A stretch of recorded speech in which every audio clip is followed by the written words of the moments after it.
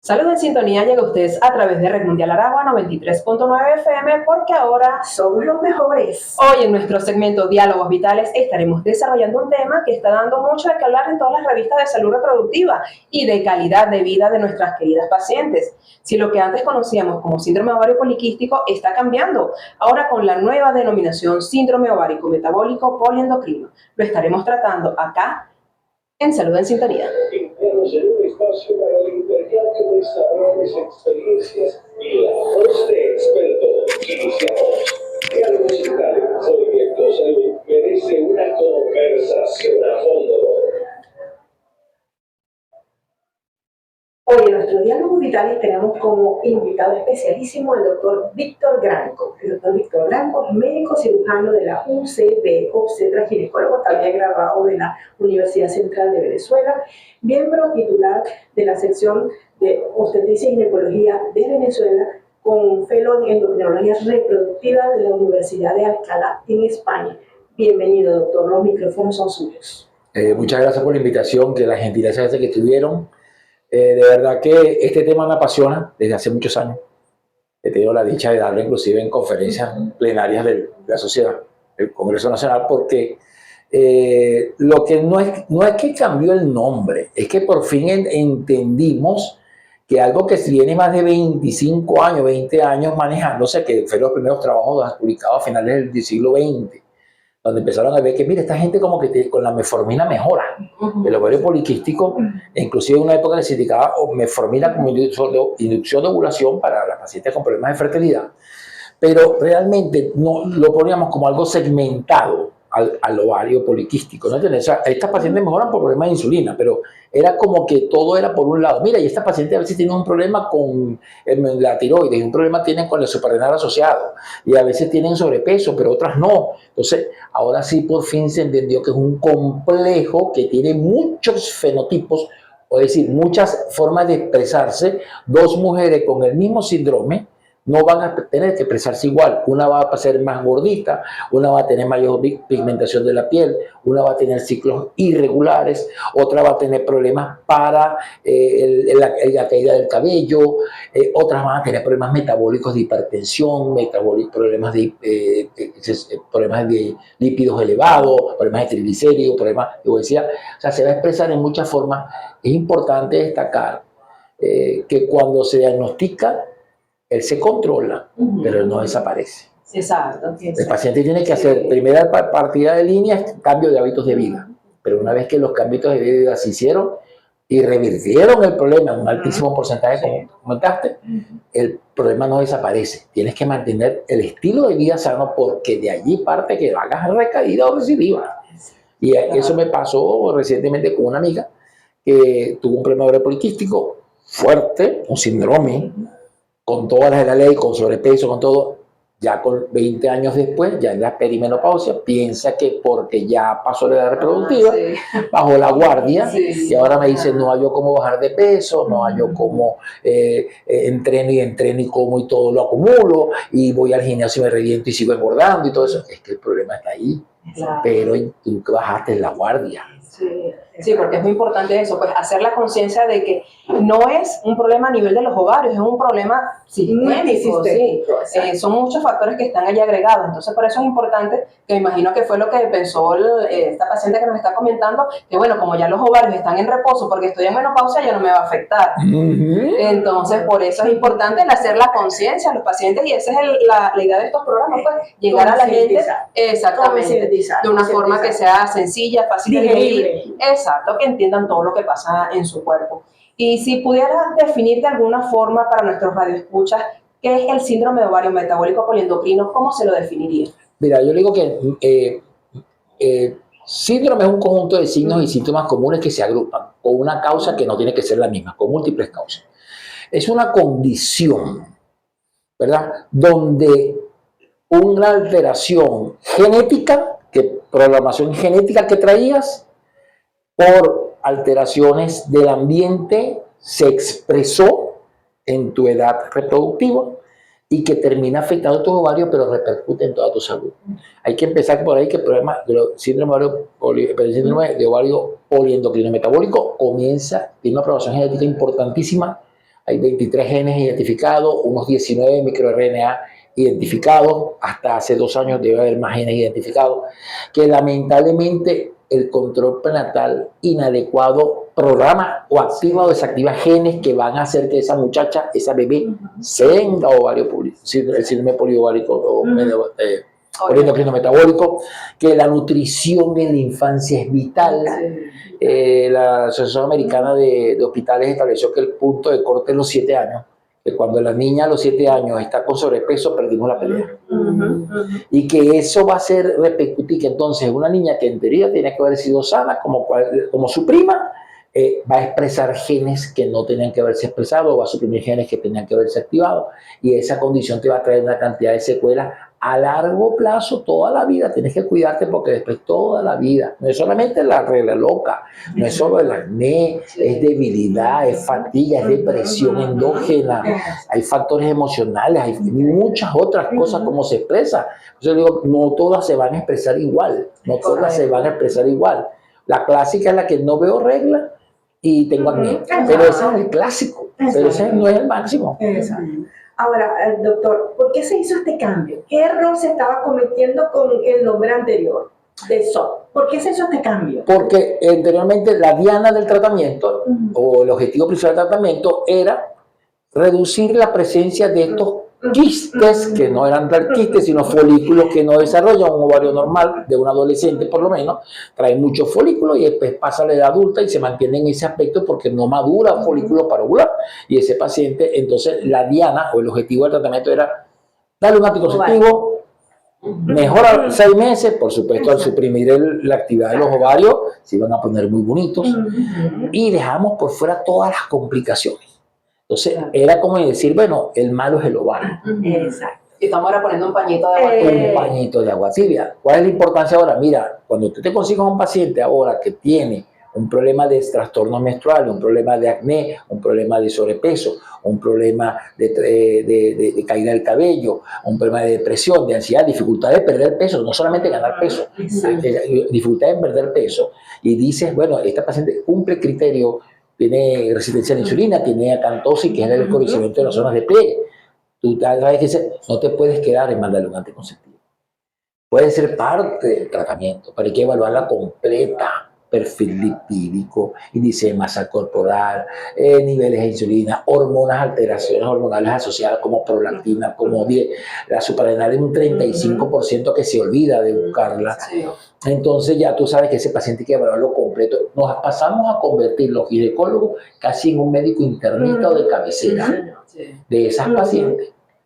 Porque no podemos, lo que antiguamente era una receta que seguramente mucha gente la conocía, muchas de las pacientes la recibieron. Yo tengo ovario poliquístico y me medicaron un anticonceptivo que tenía ciproterona por 5 años. Y ahí paró el proceso. No, eso ya no puede ser. Hay que ver el paciente de forma completa. Sí. Porque fíjense todo lo que ha dicho el doctor, todo lo que nos preocupa a nosotros como médicos, como ginecólogos en la salud de la paciente. Sin embargo, hay muchas mujeres que se asustan cuando le dicen ovario poliquístico, es porque piensan que esos quistes se van a reventar y van a requerir cirugía. ¿Eso es real o es un mito? No, eso es totalmente un mito.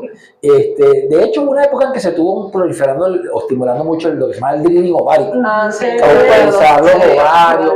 Sí, tiene cierto beneficio, pero chicos, si intenta primero, es como que bueno, no te vayas directo a la manga gástrica, ¿no? Ahora usa un análogo GLP, usa dieta, usa ejercicio muchísimo y vamos a ver si mejora.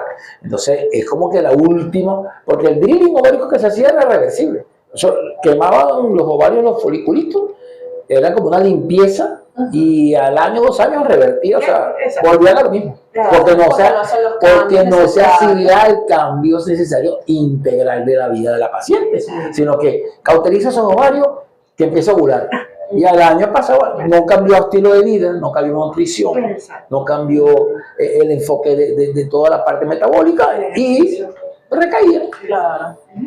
Ok, doctor, en cuanto debe manejar alguna estadística, porque yo sé que usted es un investigador muy acucioso en este tema, ¿qué tan común es esta condición en nuestro país? ¿Afecta más a adolescentes, mujeres adultas? ¿En qué proporción, doctor? Mire, el asunto es el siguiente. Se establece que hay un OMS establece que un 7% de la población mundial femenina sufre de ovario poliquístico. Pero eso es un subregistro brutal. O sea, cuando tú vas a una unidad de fertilidad o trabajas en una unidad de fertilidad, te la oportunidad de trabajar en una unidad de fertilidad, ese porcentaje sube hasta un 25%, solo por criterios antiguos, los criterios famosos de Rotterdam, no solo de 2003, que era que sí, o andrógenos elevados, o reglas alteradas, o el ultrasonido con folículos, y entonces, con muchos folículos. Entonces, 2 de 3 te daban el diagnóstico. Si ahora sumamos resistencia a insulina, entonces eso debe pasar sobre el 30% fácil, fácil. Y es lo pasmoso es que como no es de denuncia obligatoria esa condición, y hay diferentes criterios de los médicos que no han manejado el concepto integral, se escapan muchas pacientes y están dando por ahí tumbo y tumbo con sus problemas y nadie resuelve, pero me siento mal y no haya quien las consiga. Pero las estadísticas son alarmantes. Sí, porque es lo que llama la normalización. Dicen, no, bueno, tengo ovario poliquístico, me siento mal, eso es normal porque tengo ovario poliquístico. Sí, claro. Entonces es algo que tenemos que desmitificar también. O sea, sentirse mal no es normal, tenemos que buscar la forma de sentirnos bien. Y como ginecólogos siempre nuestra meta es hacer medicina preventiva. Y por eso nuestra consulta es anual, porque la idea de nosotros los ginecólogos es diagnosticar las cosas antes de que produzcan síntomas, es más fácil tratarlo. Secuelas crónicas, exacto. ¿Cuáles serían entonces esas primeras señales de alerta, doctor, que debería ser una mujer o que esa mujer debería tener pendiente para saber que algo no está trabajando bien en ella? Examen físico cuando nos encontramos como ginecólogos, doctor. Pero uno primero le busca ¿qué pasa? Muchas veces nos pasa que la paciente viene a consulta, muy linda, bella, arreglada, perfumada, maquillada, yo al ginecólogo, me arreglo, me perfuma. Entonces uno se queda en la consulta y dice, oye, ¿qué me estás diciendo? Y dice, mi niña, ¿tú tienes vello? Entonces te dice, sí, yo tengo mucho vello, yo tengo que depilarme todo el cuerpo toda la semana, porque si no, me hago láser, me hago esto, me hago lo otro. ¿Tienes oscurecimiento del pelo? Yo me hago blanqueo. Ese blanqueamiento aquí, ajá. Y tú te cuesta mucho ganar peso. Yo entreno 7 días a la semana, más como esto, como kefir, como esto, como lo otro, y para poder mantener, pues me salgo del peso. Y entonces cuando vas sumando cosas, ¿verdad? Problemas, a veces el paciente toma un anticonceptivo y te dice, mis reglas son bonitas, pero es porque tú y le digo, ¿y si en el anticonceptivo cómo es tu regla? No, eso es un desastre. Entonces son tweets que tú vas agarrando que te dice, mira, este paciente que estoy viendo se ve muy bonita, se ve muy sana, muy regular y es mentira.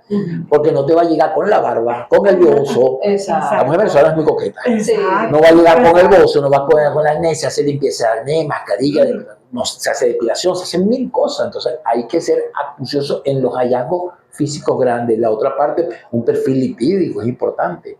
Y hay otra cosa importante en la edad reproductiva, algo que, bueno, es un tip que voy a dar, muy nuevo. Cuando pedimos lípidos, pidamos HDL, VLL, todo. Es importante calcularle a las muchachas jóvenes, edad reproductiva, lo que se llama el colesterol remanente. ¿Qué es eso? Usted suma LDL, VLDL, HDL y se lo resta el colesterol total. Y eso tiene un valor que no es ninguno de esos tres. Eso se llama el colesterol remanente, el colesterol basura, que está ligado a unas proteínas locas.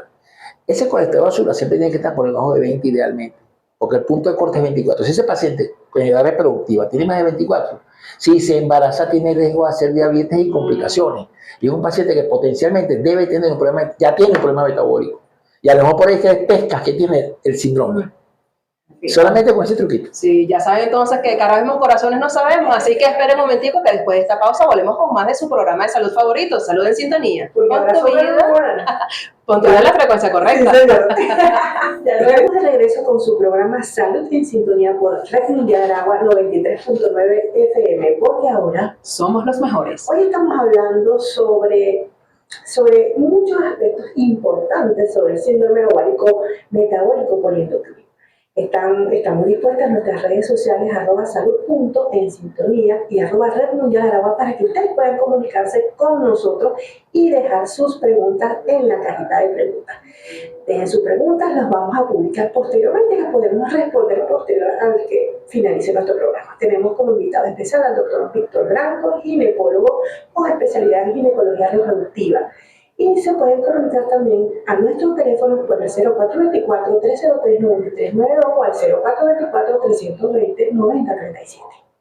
Doctor, continuamos entonces con este tema tan interesante. Vamos a hablar sobre lo que es más evidente. Vamos a hablar de la menstruación. ¿Qué tipo de irregularidades del ciclo son típicas en el síndrome metabólico poliendocrino? La falta de regla, los sangrados abundantes. Bueno, mira, eso te lo puedo partir en dos bloques grandes. La adolescente que está pasando a la edad reproductiva propiamente dicho, su cuadro más típico van a ser las reglas infrecuentes. Eso es lo más común, reglas infrecuentes, reglas cada 2 o 3 meses. Bueno, es que se está desarrollando, pasaron 3 años, 4 años, nadie interviene, la mamá no le para, no, es que ya es así. Y esa niña pasa a los 16, 17, 18 años, llega a ser ya la edad de la adultez y tiene reglas totalmente irregulares desde el punto de vista de infrecuencia. Y cuando viene, agárrate que lo que viene es un chorro de sangre con mucho dolor generalmente. Ese bloque. Ahora, ¿qué pasa con la mujer entonces en la segunda edad? El segundo bloque, el cercano a los 40. La que tuvo ovario poliquístico, el síndrome de ovario poliendocrino metabólico no tratado o manejado adecuadamente, que es lo que estamos viendo ahorita. La que tiene ahorita 43, 44 años te dice, cuando yo tenía 20 me mandaban anticonceptivos, pues tenía ovario poliquístico, ya no tengo 20, tengo 40, pues tengo unas reglas abundantes locas. Que esa mujer estuvo sometida a un desbalance hormonal durante 15 o 20 años, entonces ahora va a tener reglas frecuentes porque va a tener endometriosis, adenomiosis, miomatosis uterina, engrosamiento endometrial o crecimiento anormal del endometrio. Entonces tiene reglas abundantes, tiene reglas frecuentes, pero lo que estamos viendo es el resultado de algo que comenzó hace 20 años, ¿verdad? Que es cuando ella decía, no, yo cuando era chama, cuando tenía 20 años, me dieron un mes sí, 3 meses no, 3 meses, me mandaban anticonceptivos, mejoré, tuve 2 muchachos y ahora me esterilizaron, hicieron mi cesárea a los 32 años, pero ahora vengo con unas reglas abundantes, locas, muy frecuentes. Y es la misma mujer, Sí. es el mismo síndrome, es el mismo problema poliendocrino metabólico que no fue manejado adecuadamente en la adolescencia, a la edad, comienzo de la edad reproductiva, y que ahora estamos viéndola pagando las consecuencias con hiperplasia o crecimiento exagerado del endometrio, con fibromatosis uterina, porque no es que esa sea la única causa, pero contribuye demasiado. Entonces, esos son los dos amplios. Digamos, yo te lo pondría en esos dos márgenes. Okay. La que ve pocas reglas es más la muchacha joven.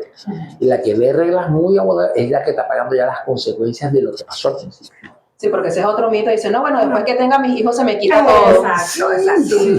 La varita mágica, la varita mágica. Ok, doctor, muchos oyentes luchan contra un acné severo, doctor. Caída de cabello o la aparición de vello en zonas donde no debería haber vello, ok, barbilla, abdomen. ¿Cómo se vinculan estos problemas de piel con las hormonas masculinas en el síndrome ovárico metabólico poliendocrino? Bueno, sucede que la mujer, a diferencia que el hombre nunca tiene estrógeno, la mujer tiene, que es la hormona femenina por excelencia, la mujer necesita y tiene que tener andrógeno, que es la hormona masculina por excelencia, porque ella convierte esos andrógenos masculinos en estrógeno femenino. O sea, es la materia prima. Entonces su metabolismo hormonal conlleva andrógeno, los paso a estrógeno y soy femenina. Tengo piel lisa, cero acné, piel pH balanceado, mi cabello bien abundante, etc. ¿Qué sucede cuando el paciente está desbalanceado por el síndrome ovario poliquístico? Aumenta la producción, esos folículos que son quistecitos que no crecen, se forma un ambiente microandrogénico, mucha testosterona acumulada en esos ovarios. A su vez, la misma insulina actúa directamente en el ovario como si fuese una hormona de la hipófisis que se llama la LH, que es la que los hace romper para ovular, pero cuando está excesiva bloquea la maduración y aumenta los andrógenos. La misma insulina actúa como un andrógeno a nivel del ovario y estimula más la producción de esa hormona masculina, que no pasen a la parte del metabolismo que lo convierte a estrógeno, sino que se liberen todo el tiempo en forma de andrógeno. Entonces lo que se va a expresar por lo que estamos hablando: caída del cabello, exceso de grasa en la piel, acné severo, mucho vello, y cuando la insulina está alta también hay entonces oscurecimiento en los pliegues. Las muchachas que dicen tengo la axila oscura. Sí. hay un mito. No tengo la axila muy oscura, es porque yo me paso hojilla. No, señorita. Exacto. Eso no es por la hojilla. O el desodorante que estoy usando. Sí. Es el desodorante, eso no es desodorante, es la hojilla. Y hay que tener en cuenta que, así bien las gorditas o rellenitas, el 80% tiene problemas de insulina, las delgaditas con el síndrome tienen hasta 30% de problemas de insulina alta, aunque estén delgaditas. Entonces tú ves una flaquita con la axila oscura, tiene insulina elevada. Y tiene el cuello oscuro, tiene las rodillas, la parte posterior de la zona detrás de las rodillas oscuras. Esa niña tiene la insulina elevada y cree que no lo tiene porque no está gorda. No, no puede ser, yo no estoy gorda. No, si la tienes elevada. Lo que es no es nada más la estética, porque mucha gente, porque me ha pasado con algunas pacientes cuando la refiero, porque tenemos que hacer una valoración multidisciplinaria, entonces depende mucho de lo que es el verbatim, cómo uno le dice las cosas al paciente. Yo tengo una paciente que se sintió muy mal porque le habían dicho, no, todos tus problemas son porque estás gordita, pero te explicaron el por qué y no le habían explicado. Entonces, cuando uno le va explicando toda esta parte metabólica, es que ya van cayendo en cuenta el por qué y es una mejor forma de asimilar el diagnóstico. Porque entonces cuando le dices que no todos tus problemas porque estás gordita, estás viendo nada más la parte física, no es lo que dicen ahorita la gordofobia. No, es que esa alteración que tiene, que te mantiene así gordita, es lo que te está afectando. Entonces todo eso es un círculo vicioso. Y explicarle por qué exactamente, porque la obesidad da todos estos trastornos metabólicos y es involucrar afectivamente al paciente, ¿verdad, doctor? Exacto, sí. Sí, porque si tiene hasta sentimientos de culpa. Sí, Se crean sentimientos de culpa. Mira, por mi culpa que estoy gordita, mira cómo estoy de fea. Ajá, sí. Exactamente. Doctor, y de esas manchas oscuras, lo que es la acantosis nigra, ¿qué nos está diciendo a nivel del metabolismo, directamente la acantosis nigra? Bueno, ese exceso de insulina, ¿verdad? Estimula la producción de melanina a nivel de las células epiteliales, que no debería estar así. Pero tiene esa zona exclusiva porque ahí es donde se concentra más su acción. Es terrible, porque muchas veces lo que hace es que van a la parte cosmética, se aclaran con un láser, con cremas especiales. Ahorita hay muchísimos tratamientos cosméticos para aclaramiento a base de ácido retinoico, a base de ácido tranexámico, a base de serum, de vitamina C. Hay muchos tratamientos, pero no estás corrigiendo la causa. Entonces no estás haciendo nada. Claro. Es cierto que el cansancio extremo, la niebla mental, los cambios drásticos de humor también forman parte del síndrome ovárico metabólico poliendocrino, pero esto nos lo va a contestar en el siguiente segmento, doctor, que es muy importante. Sí. Y empezamos en nuestro programa Salud en Sintonía y dejamos una pregunta al aire para el doctor Víctor Branco. Es cierto que el cansancio extremo, la niebla mental, los cambios drásticos del humor también forman parte de los síntomas del síndrome ovárico metabólico poliendocrino, o es pura fatiga del día a día, doctor? Bueno, aquí voy a tocar un tema que esa me encanta, que se nombra muy poco, ¿no? Que es, digamos, la llave de la cerradura. ¿Cómo conectamos insulina, cómo conectamos hormona y cómo conectamos ovulación y cerebro? Y hay una señora que está poco nombrada que se llama microbiota intestinal. Eso es vital. Cuando usted tenga un paciente con un síndrome ovárico metabólico poliendocrino, usted tiene un paciente que tiene una alteración de la microbiota, no de la flora, sino de la microbiota intestinal, en el 100% de los casos. Eso está documentado y establecido. Por cierto, en La Victoria voy a dar una charla sobre ese tema el 4 de julio. Ese tema me gusta, me apasiona. Entonces, ¿qué sucede? El cerebro, nuestro cerebro, come una cosa llamada butirato. Es decir, cuando usted come con una flora, una microbiota sana, usted come, las comidas se degradan, llegan al intestino y la microbiota la transforma y produce bastante butirato. Y el butirato es un alimento, una vitamina del cerebro. Pasa directo barrera y llega al cerebro, y entonces es una persona activa, dinámica, activa, comprende, descansa, etc.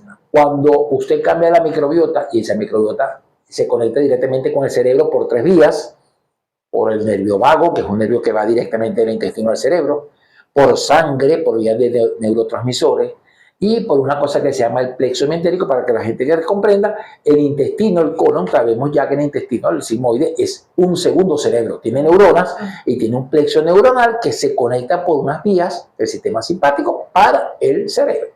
se conectan esos dos cerebros. Tenemos dos cerebros. Entonces, ¿qué sucede cuando el cerebro de abajo está alterado porque llega y se cambió la microbiota por una microbiota patógena? No hay butirato. Lo que hay es ácidos grasos de cadena corta.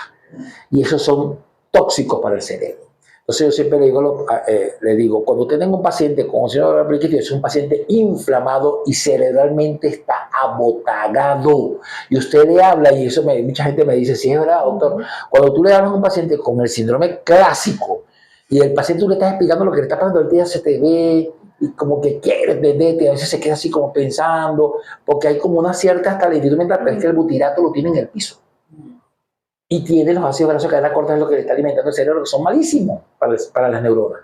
Entonces no es mito, no es fatiga del día a día, sino que como tengo el síndrome, tengo que alterar la microbiota porque se perpetúa el ciclo, como mal, aumento mal, carbohidratos refinados o azúcares refinados, como mal, mantengo esa microbiota desbalanceada, produzco menos butirato, mi cerebro funciona menos eficientemente.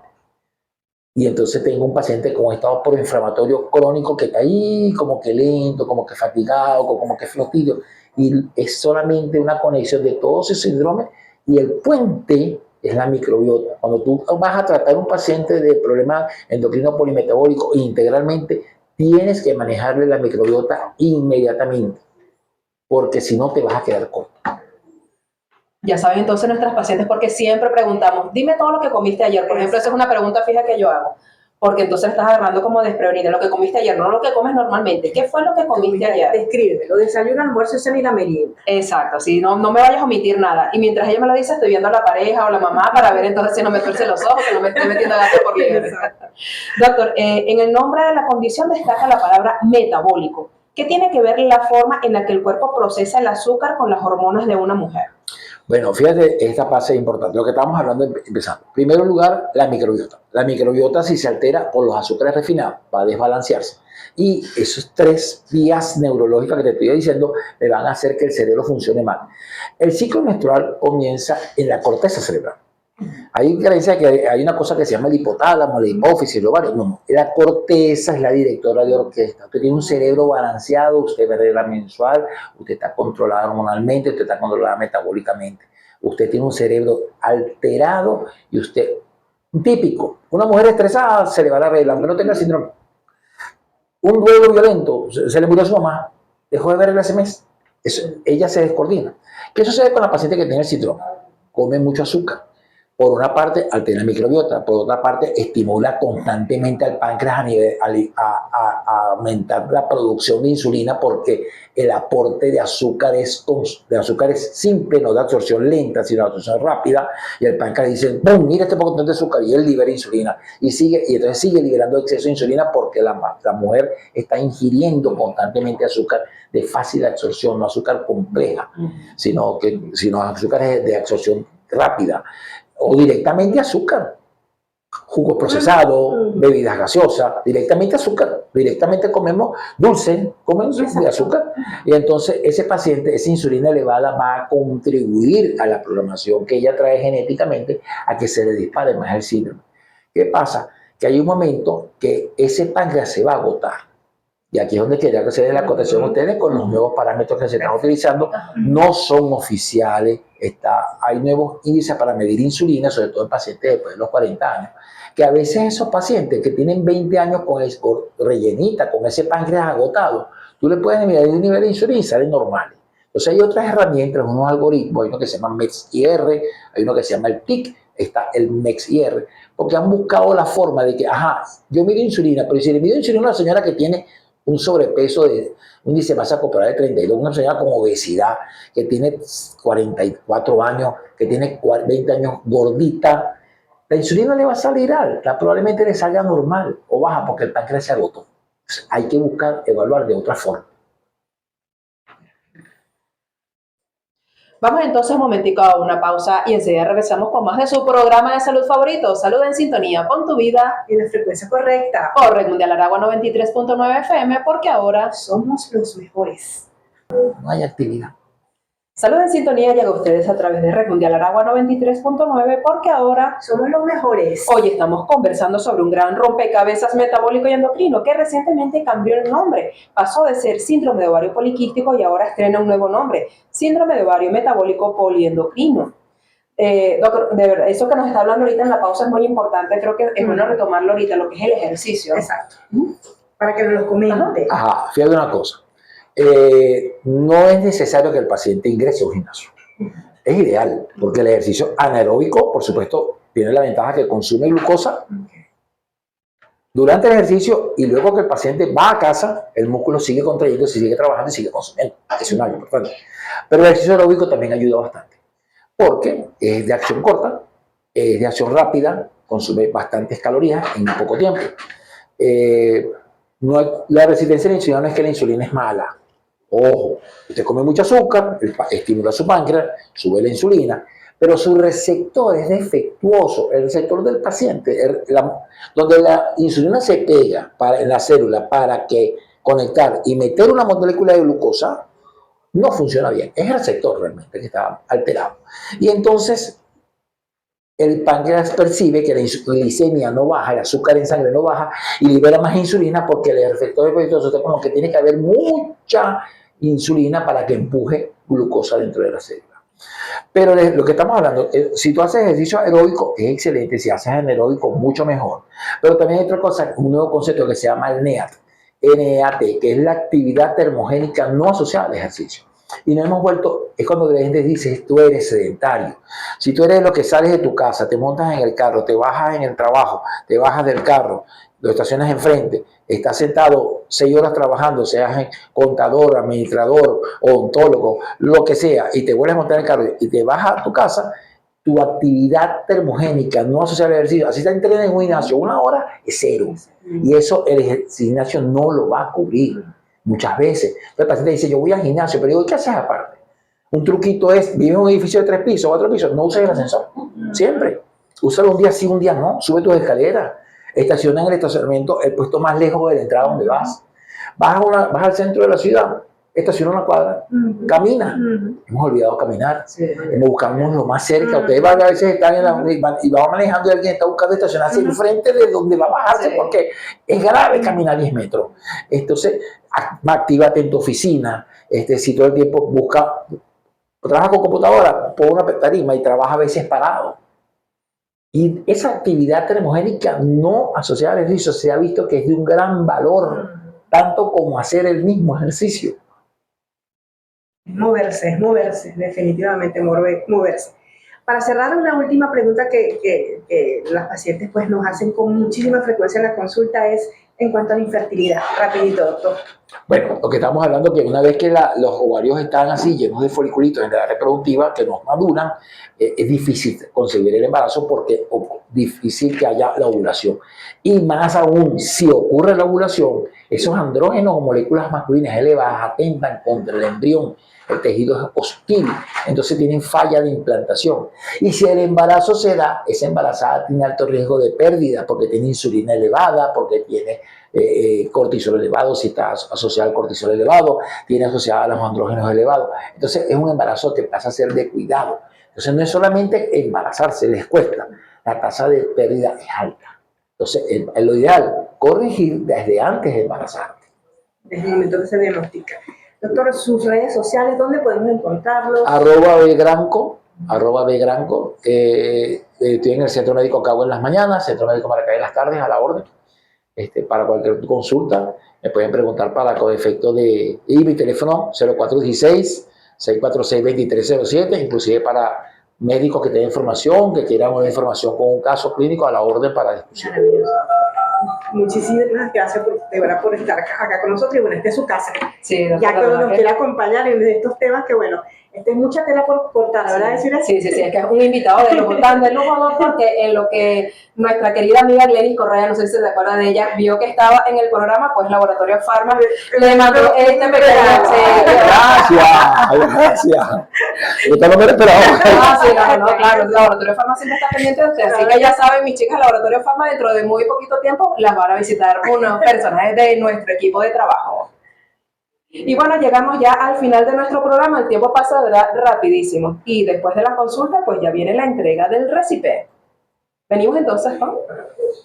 El ovario es el espejo, no el origen. La conclusión más importante es que las manifestaciones ováricas, folículos, ciclos irregulares, son consecuencia de un desorden sistémico y no la raíz del problema.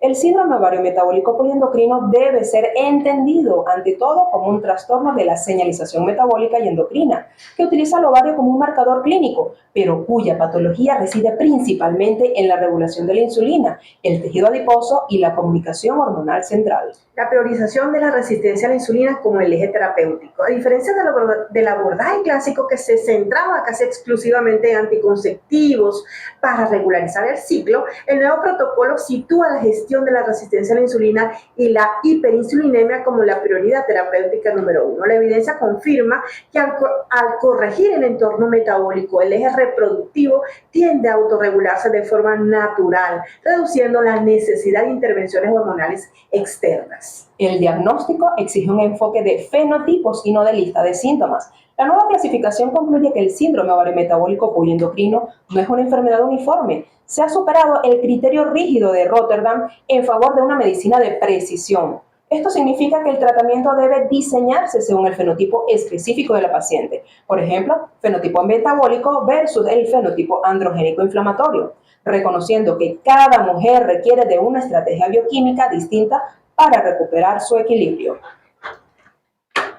La salud mental es un marcador biológico, no un efecto secundario. El síndrome ovárico metabólico poliendocrino ha pasado a reconocerse formalmente como un trastorno biopsicosocial. La nueva conclusión es que la ansiedad, la depresión y la fatiga crónica reportadas por nuestras pacientes no son efectos secundarios psicológicos de tener una enfermedad crónica, sino manifestaciones neuroendocrinas directas del desbalance hormonal y la inflamación de bajo grado. Por tanto, el soporte psicológico es ahora una pieza fundamental del tratamiento médico y no un accesorio. La reversibilidad clínica es una meta alcanzable. Quizás la conclusión más esperanzadora es que el síndrome ovario metabólico poliendocrino, bajo este nuevo enfoque, deja de ser etiquetado como una condición crónica inalterable, al entender que el síndrome responde profundamente a la modulación del estilo de vida, nutrición, ejercicio, ritmo circadiano, la suplementación específica como los inositoles.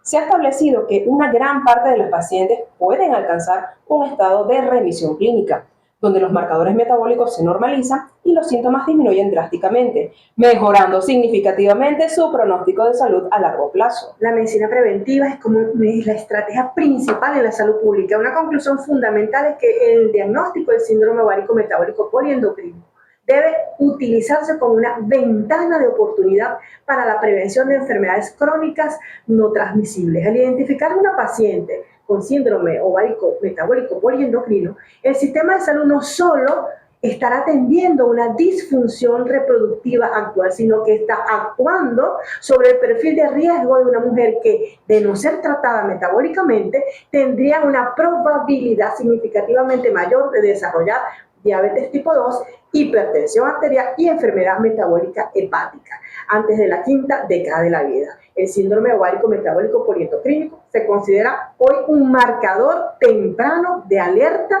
para la longevidad saludable. Muchísimas gracias por acompañarnos y como siempre nos despedimos esperándolos en nuestro próximo programa de Salud en Sintonía por Red Mundial Aragua 93.9 FM, porque ahora somos los mejores. Soy la doctora Desiree Alvarado Torres, ginecólogo obstetra, magíster en sexología, certificado de locución número 62447. Puedes contactarme al teléfono 0424-303-9392, mi Instagram @doctora Desiree Alvarado Torres. Puedes encontrarme en Centro Médico Maracay, piso 5, consultorio 29, los días lunes, miércoles y viernes de 8 a 12. Y en el Centro Médico Achaguas, en la hermosísima ciudad de La Victoria, en la planta baja, consultorio 5, los días martes y jueves de 8 a 12, previa cita en ambas clínicas. Gracias a todos nuestros radioescuchas que nos sintonizan desde cada rincón de nuestro hermoso estado de Aragua. Soy la doctora María Laura Delgado, soy ginecólogo infanto-juvenil y psicólogo clínico, certificado de locución número 58584. Puedes contactarme a mi número telefónico 0424-320-9037 y ubicarme en Calicanto, en el edificio Centro Profesional Plaza Piso 8, oficina 8C, de lunes a sábado, desde las 8:30 de la mañana a las 5 de la tarde, previa cita. o a través de mi Instagram, @tuginecólogoinfantojuvenilmaracay. Recuerda que la salud no es solo ausencia de enfermedad, es equilibrio, es empatía y es estar ¡en sintonía! Así que ya lo sabes, con salud en sintonía, pon tu vida En la frecuencia correcta. por Mundial de Agua, porque ahora Somos los mejores. hasta un próximo encuentro. Los amamos. Feliz tarde.